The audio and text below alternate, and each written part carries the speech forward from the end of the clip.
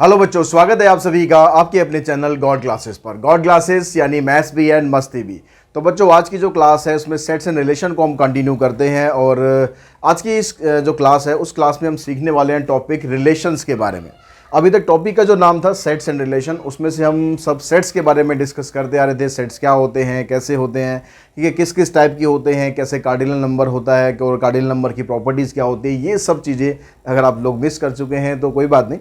ऊपर आई बटन में आपको लिंक मिलेगा सेट्स की प्लेलिस्ट का, वहाँ पर जाके जितने भी वीडियोज़ हैं उस प्लेलिस्ट में वो सारे के सारे आप देख सकते हैं। तो आज हम बात करेंगे उससे आगे नेक्स्ट टॉपिक के बारे में, रिलेशंस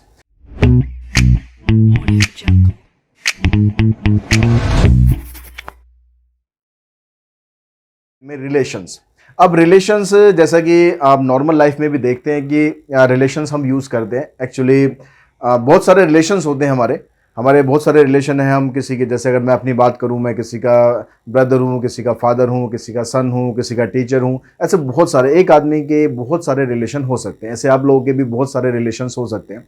अब रिलेशंस जब भी हम निकालते हैं, किसी भी चीज़ का आप रिलेशन निकालते हैं, तो अकेले खुद का रिलेशन तो नहीं निकाल सकते कि मैं हूँ, ठीक है। अब मैं अगर किसी के साथ रिलेशन डिफाइन करूंगा तो मेरे को एक सामने कुछ चाहिए कि जिसके साथ मेरा एक रिलेशन हो। तो ऐसे ही हर एक चीज़ का जब भी आप रिलेशन निकालते हैं तो वहाँ पर आपको दो चीज़ें ज़रूर चाहिए। जब तक वो दो चीज़ नहीं होंगी आप रिलेशन डिफाइन नहीं कर सकते कि आप उसके साथ क्या रिलेट कर रहे हो।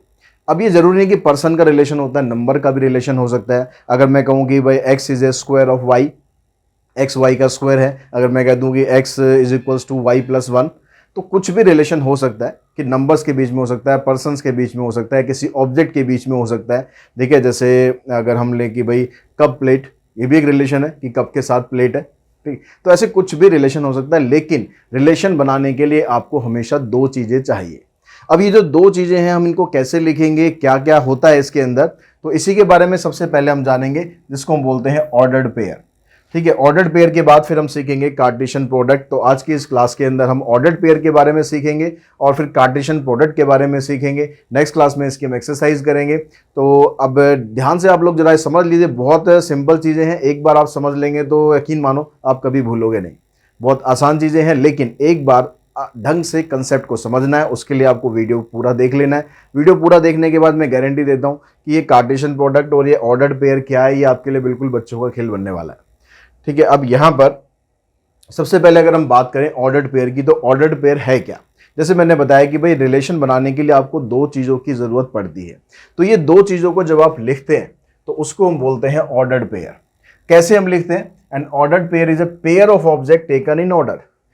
ऑर्डर्ड पेयर के अंदर आपको पेयर ऑफ ऑब्जेक्ट लिखना है, यानी दो चीज़ें लिखनी है। अब उन दो चीज़ों को आप कैसे लिख सकते हैं? नॉर्मली हम जब ऑर्डर्ड पेयर लिखते हैं, आप लोग पहले से लिखते आ रहे हो।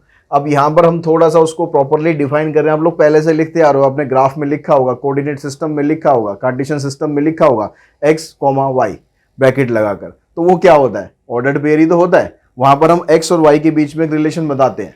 लेकिन अब यहाँ पर मान लो मैं ऑर्डर्ड पेयर को लिखता हूँ ऐसे a, b, तो इस तरह से ही ब्रैकेट लगाकर इसके बीच में कॉमा लगाकर आप इसको सेपरेट कर देते हैं। तो इस फॉर्म में आप जब भी लिख रहे हैं, that means it is called ordered pair. इसमें जो ए होता है हमारे पास, इसको हम बोलते हैं फर्स्ट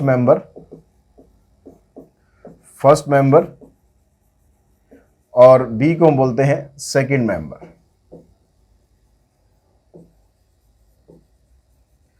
तो ऑर्डर्ड पेयर आप जब भी लिखेंगे तो ऐसे ही फर्स्ट मेंबर और सेकंड मेंबर, ये दो चीजें आपके पास होंगी।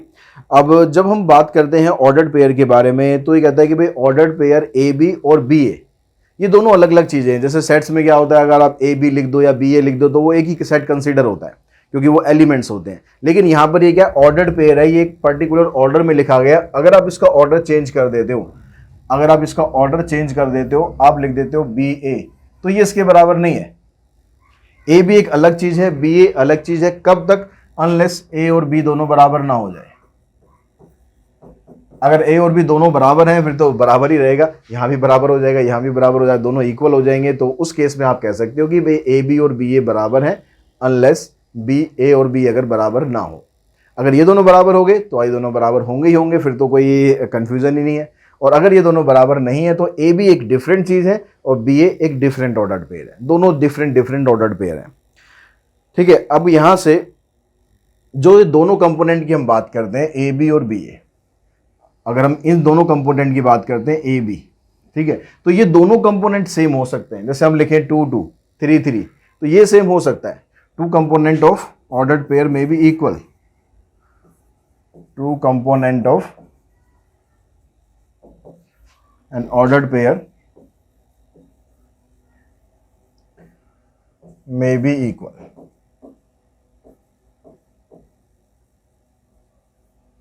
और हम एक चीज और देखते हैं कि जब भी हम सेट्स ऐसे लिखते हैं ऑर्डर्ड पेयर में, तो कई बार क्या होता है, कंफ्यूजन आपको भी हो सकता है कि जब आपने लिखा इस तरह से ए बी, और अगर आपने लिखा ऐसे ब्रेसिस के अंदर ए बी, तो देखने में तो लग रहा है कि हाँ भाई ब्रैकेट्स ही है, ठीक है, दोनों ब्रैकेट्स ही हैं, ये भी ब्रैकेट है ये भी ब्रैकेट है, तो दोनों इक्वल होंगी, लेकिन ये इक्वल नहीं है। चीज ध्यान रखना, ये दोनों इक्वल नहीं है। ये एक सेट को रिप्रेजेंट कर रहा है, ये एक ऑर्डर्ड पेयर को रिप्रेजेंट कर रहा है। ये एक डिफरेंट चीज है, ये एक डिफरेंट चीज है। अब इसमें 9 10 की मैथमेटिक्स नहीं पढ़ रही कि जैसे मर्जी ब्रैकेट लगा दो, आप छोटी ब्रैकेट लगा दो, आप मिडिल ब्रैकेट लगा दो, बड़ी ब्रैकेट लगा दो, सब बराबर है, ऐसा नहीं है भाई। अब आप 11th में आ गए तो ये ब्रैकेट्स का, स्पेशली जो सेट चैप्टर आता है, सेट्स रिलेशन फंक्शन, इसमें जो ब्रैकेट्स का बहुत इंपॉर्टेंट रोल होता है। तो ब्रैकेट्स के बारे में आपको क्लियर होना चाहिए कि कौन सी ब्रैकेट किस काम के लिए यूज हो रही है। तो यहां पर जो ब्रैकेट है ये ऑर्डर्ड पेयर के लिए यूज हो रही है, और यहां पर ये जो ब्रैकेट लगा रखे हैं मिडिल ब्रैकेट जिसको हम ब्रेसेस बोलते हैं, ये सेट्स के लिए यूज हो रही है। ये यहाँ पर ए एक अलग एलिमेंट है, बी एक अलग एलिमेंट है। आप यहाँ पर इसको सेपरेट नहीं कर सकते। यहाँ पर ए बी एक ऑर्डर्ड पेयर है, ठीक है, पेयर ऑफ ऑब्जेक्ट्स है यहाँ पर। तो ये एक अलग चीज है, ये एक अलग चीज है, बिल्कुल दिमाग में रखना। ये चीज कभी भी कंफ्यूज होने की इससे जरूरत नहीं है कि ये दोनों सेम हो भी सकते हैं क्या, बिल्कुल सेम नहीं हो सकते, कभी सेम नहीं हो सकते, ठीक है। अब दूसरी चीज बात करते हैं यहाँ पर इक्वलिटी ऑफ ऑर्डर्ड पेयर की। तो इक्वलिटी ऑफ ऑर्डर्ड पेयर का मतलब क्या हुआ कि अगर दो ऑर्डर्ड पेयर आपके पास है, इक्वलिटी ऑफ ऑर्डर्ड पेयर, तो दो ऑर्डर्ड पेयर जो हमारे पास हैं वो दोनों इक्वल अगर होते हैं तो क्या क्या सीन हो सकता है। मान लो एक ऑर्डर्ड पेयर मैंने लिखा ए बी, और मैं कहता हूं कि ये बराबर है पी क्यू के, तो इसका मतलब क्या है, इसका मतलब ये हुआ कि जो इसका फर्स्ट मेंबर है और जो इसका फर्स्ट मेंबर है वो दोनों आपस में इक्वल होंगे। ए और पी ये दोनों आपस में इक्वल होंगे, और ऐसे बी और क्यू ये दोनों आपस में इक्वल होंगे। बहुत से बच्चे यहां पर गलती क्या कर देते हैं, जब भी ऐसे ऑर्डर्ड पेयर इक्वल होता है तो ए को बी के बराबर रख देते हैं, पी को क्यू के बराबर रख देते हैं। तो बेटा ये गलती बिल्कुल नहीं करनी है आप लोगों को। हमेशा ध्यान रखना है कि जो फर्स्ट मेंबर है वो फर्स्ट मेंबर के ही इक्वल हो सकता है, फर्स्ट मेंबर सेकंड मेंबर के इक्वल नहीं है अगर ऑर्डर्ड पेयर की हम बात कर रहे हैं। तो ये जो फर्स्ट मेंबर है इस फर्स्ट मेंबर के बराबर होगा, जो सेकंड मेंबर है वो सेकंड मेंबर के बराबर होगा। तो जब भी इस तरह के क्वेश्चन, छोटे छोटे क्वेश्चन आ सकते हैं कि जैसे मान लो एक ऑर्डर्ड पेयर मैंने लिख दिया x + 1 और y, और मैंने कहा कि भाई इक्वल टू है ये 3 2 के, तो अब x y की वैल्यू बताओ। तो सिंपली आपको क्या करना है भाई, x + 1 को आपको रखना है 3 के बराबर, तो x + 1 = 3, और y को रखना है आपको 2 के बराबर। तो y की वैल्यू तो आपको मिली गई 2 यहां से, और x की वैल्यू निकालेंगे तो x की वैल्यू भी आ जाएगी यहां से 2, तो x भी 2 आ जाएगा, y भी 2 आ जाएगा। इस तरह से आप x y a b p q जो भी हो उसमें दे रखा होगा ना, आप उसकी वैल्यू बड़े आराम से आप निकाल सकते हैं। तो इक्वलिटी ऑफ ऑर्डर्ड पेयर में ध्यान रखेंगे फर्स्ट मेंबर के बराबर रखना है, और सेकंड मेंबर के बराबर रखना है। तो ये तो बात हुई ऑर्डर्ड पेयर की। अब हम बात करते हैं कार्टेशियन प्रोडक्ट की। तो कार्टेशियन प्रोडक्ट क्या होता है, बहुत इंपॉर्टेंट रोल है इसका कार्टेशियन प्रोडक्ट का। यहां पर कहता है कार्टेशियन प्रोडक्ट में कि ए और बी दो नॉन एम्प्टी सेट है आपके पास, A and B are two non-empty sets. Then the sets of all ordered pair for all A belongs to A and B belongs to B is called the Cartesian product of A and B. मतलब यहां पर क्या कहना चाह रहा है कि आपके पास दो नॉन एम्प्टी सेट है। फॉर एग्जाम्पल हम सेट्स ले लेते हैं ताकि आपको क्लियर हो जाए। एक सेट मैंने लिया यहां से 1 2 3, और एक सेट ले लिया मैंने B, ये ले लिया मैंने A और B, ठीक है। अब ये दो सेट्स आपके पास हैं। अब ये कहता है कि भाई आपको यहां पर जितने भी ऑर्डर्ड पेयर इसके पॉसिबल हो सकते हैं वो सारे के सारे जब आप लिखेंगे तो उसी को हम बोलते हैं Cartesian product of A and B, and it is denoted by A Cartesian product of A and B. इसको रीड कैसे करते हैं, ए क्रॉस बी, मल्टीप्लाई नहीं एक्स नहीं, ए क्रॉस बी, इस तरह से इसको रीड करते हैं। तो इसका मतलब क्या हुआ, ऑर्डर्ड पेयर जितने भी हैं इससे बन सकते हैं। कितने ऑर्डर्ड पेयर बन सकते हैं, देखो बना के देखते हैं। ए क्रॉस बी, जब हम ए क्रॉस बी लिख रहे हैं तो ये कह रहा है कि जो पहला वाला एलिमेंट है ए, ये बिलोंग कर रहा है ए को, यानी सेट ए को, और जो दूसरा एलिमेंट है बी, ये बिलोंग कर रहा है सेट बी को। तो हमारे पास ये पहला एलिमेंट रहेगा, ये फर्स्ट मेंबर के एलिमेंट रहेंगे, ये सेकंड मेंबर के एलिमेंट रहेंगे अगर हम लिखते हैं ए क्रॉस बी। तो अब ऑर्डर्ड पेयर कैसे बनेंगे, देखिए 1 का पेयर बना देते हैं हम ए के साथ, ये आ गया। फिर 1 का पेयर हम बना देते हैं बी के साथ। तो 1 के ऑर्डर्ड पेयर इन दोनों के साथ ऐसे बन सकते हैं, पहला मेंबर सेट ए में से लिया है हमने, दूसरा मेंबर क्या है, सेट बी में से लिया है। सेम इसी तरीके से 2 के साथ भी पॉसिबल है, जितने भी पॉसिबल है सारे आपको लिखने हैं। तो 2 के साथ करेंगे 1 आ गया, और सॉरी ए आ गया, और 2 के साथ करेंगे तो बी आ गया। फिर ऐसे 3 के साथ करते हैं, 3A और 3B। तो इस तरीके से आप ऑर्डर्ड पेयर इसके निकाल सकते हैं। अगर मैं इसको A क्रॉस B यहां पर पूछ रहा है तो ये हमने निकाल दिया। अगर हम B क्रॉस A निकालें तो वो भी हम निकाल सकते हैं, ऐसा नहीं कि वो नहीं निकाल सकते। B क्रॉस A हमने निकाला, अब इसका मतलब क्या हो जाएगा, जब B क्रॉस A लिखेंगे तो फर्स्ट मेंबर सेट B में से आएगा और सेकंड मेंबर सेट A में से आएगा। फर्स्ट मेंबर सेट B में से लेना है और सेकंड मेंबर सेट A में से लेना है। तो ये ध्यान रखना है कि सेट जो आपने पहले लिखा है उसके हिसाब से आपको मेंबर लेने हैं। तो अब B के अंदर मेंबर क्या है, A और B। तो A का हम ऑर्डर्ड पेयर बनाते हैं इन तीनों के साथ, तो क्या बनेगा, A1 A2 A3, और B के साथ बनाएंगे तो बन जाएगा B1 B2 एंड B3। तो ये हमारे पास B क्रॉस A आ जाएगा। अब यहां पर एक चीज आप देख रहे हो कि A क्रॉस B जो हमने निकाला और B क्रॉस A निकाला, ये दोनों अलग अलग सेट्स बन रहे हैं, दोनों डिफरेंट चीजें बन रही है। तो यानी यहां से आपके पास ये आया कि जो A क्रॉस B है या B क्रॉस A है, ये दोनों आपस में इक्वल नहीं होते। तो इसको आप कर देंगे क्रॉस। और दूसरी चीज, यहां से number of element in A cross B या B क्रॉस A वो क्या बनेंगे, number of element in A cross B और B क्रॉस A। चलो उसका फार्मूला भी डिस्कस करते हैं, लेकिन यहां पर आप देख रहे हो कि जितने एलिमेंट यहां पर आ रहे हैं आपके पास, कितने एलिमेंट आ रहे हैं, 1 2 3 4 5 6, इसके अंदर भी आपके पास 6 एलिमेंट आ रहे हैं। तो जो A क्रॉस B के अंदर एलिमेंट आएंगे, एलिमेंट नंबर ऑफ एलिमेंट को कैसे शो करना है, कार्डिनल नंबर से, n of A cross B n of B cross A, ये दोनों हमेशा बराबर रहेंगे। एलिमेंट्स बराबर नहीं होंगे, नंबर ऑफ एलिमेंट बराबर जरूर होंगे कि भाई इसके अंदर जितने एलिमेंट आएंगे सेम नंबर ऑफ एलिमेंट इसके अंदर आएंगे। अगर A क्रॉस B ये आपका 5 के बराबर होगा, कब बराबर होगा, या तो आपके पास A 5 हो जाए या B 5 हो जाए या दोनों के दोनों 5 हो जाए। 5 मतलब नल सेट हो जाए। ये कब होगा, अगर A 5 है या फिर B 5 है या फिर A और B both are 5, both are null set या 5। तो अगर आपके पास सेट A 5 है मतलब उसके अंदर कुछ नहीं है, सेट B 5 है उसके अंदर कुछ नहीं है, तो इसका मतलब जब आप उनका कार्टेशियन प्रोडक्ट निकालोगे तो उसके अंदर भी कुछ नहीं आना भाई, ठीक है। और अगर हम इसकी प्रॉपर्टी की बात करें, कहता है कि भाई A और B अगर इन दोनों में से कोई एक इनफाइनाइट सेट है, इधर A और B इज इनफाइनाइट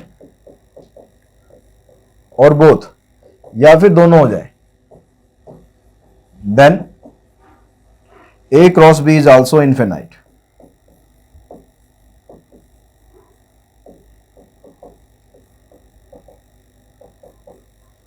तो ये आपके पास कुछ इंपॉर्टेंट पॉइंट्स हैं, इनको आपको ध्यान रखना है, first second third and fourth, ठीक है। अब इसके अंदर से हमने अभी तक बात नहीं करी है कि भाई A क्रॉस B के अंदर एलिमेंट कितने आएंगे, उसके लिए क्या फार्मूला रहेगा। और आई थिंक आप लोगों ने अब तक थोड़ा सा गेस कर लिया होगा भाई क्या फार्मूला रहेगा। तो मैं थोड़ा सा इसको ऊपर लेके चलता हूं। तो अगर हम नंबर ऑफ एलिमेंट की बात कर दें, number of element in A cross B या B क्रॉस A, जिसके भी निकालने हैं आपको, तो आपको करना क्या है, NA को NB से मल्टीप्लाई कर देना है। NA का मतलब number of element in set A, number of element in set B। जैसे यहां पर हम जो सेट लेके चल रहे हैं उसमें सेट A के अंदर 3 एलिमेंट है, सेट B के अंदर 2 एलिमेंट है, 3 इंटू 2 करेंगे तो आप आ जाएगा 6। तो हमारे पास यहां पर देखो 6 एलिमेंट ही आ रहे हैं, 1 2 3 4 5 6। और अगर B क्रॉस A करोगे तब NB पहले आ जाएगा, NA बाद में आ जाएगा, लेकिन रहेगा तो फिर भी 6 ही। तो आप चाहे A B निकालना हो या B A निकालना हो, उसके अंदर नंबर ऑफ एलिमेंट आपसे पूछे जाए कि how many elements are there, तो आपको सारे एलिमेंट लिखने की जरूरत नहीं है। आपको सिर्फ ये देखना है कि A में कितने एलिमेंट है, B में कितने एलिमेंट है, उन दोनों को मल्टीप्लाई कर दो तो आपके पास पता लग जाएगा कि इस सेट के अंदर या इस कार्टेशियन प्रोडक्ट के अंदर इतने नंबर ऑफ एलिमेंट आने हैं।